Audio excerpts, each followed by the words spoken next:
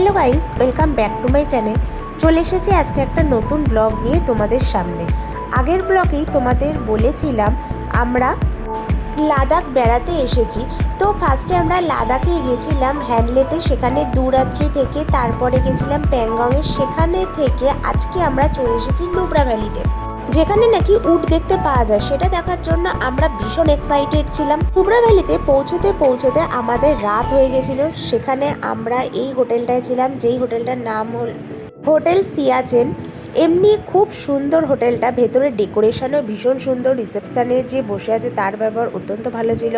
রুমটাও খুব সুন্দর ছিল, একদম পরিষ্কার পরিচ্ছন্ন। সেখানে 2 রাত্রি থেকে আমরা চলে যাব পরের দিন সাইট সিইং করতে।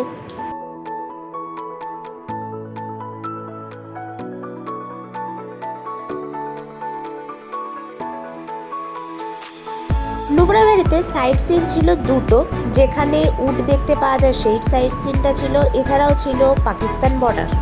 এটে যা দেখেছিলাম উট, সেটা রিয়েল লাইফে দেখলাম যে দুটো তো কুঁজ আছে, কিন্তু উটের গা দিয়ে তো একদমই লোম ঝরে গেছে।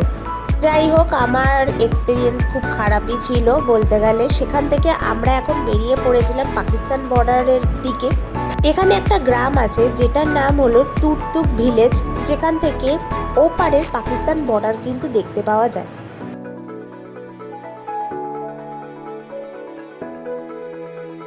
আমরা কিন্তু 4 ঘন্টা পথ অতিক্রম করে ফাইনালি কিন্তু চলে এসেছিলাম পাকিস্তান বর্ডার দেখতে।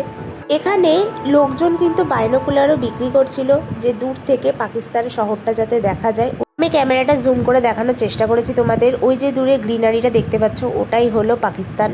আর এই যে পাহাড়গুলো দেখতে পাচ্ছ, একদিকে হচ্ছে ভারতের পাহাড়, অন্যদিকে হচ্ছে পাকিস্তানের পাহাড়।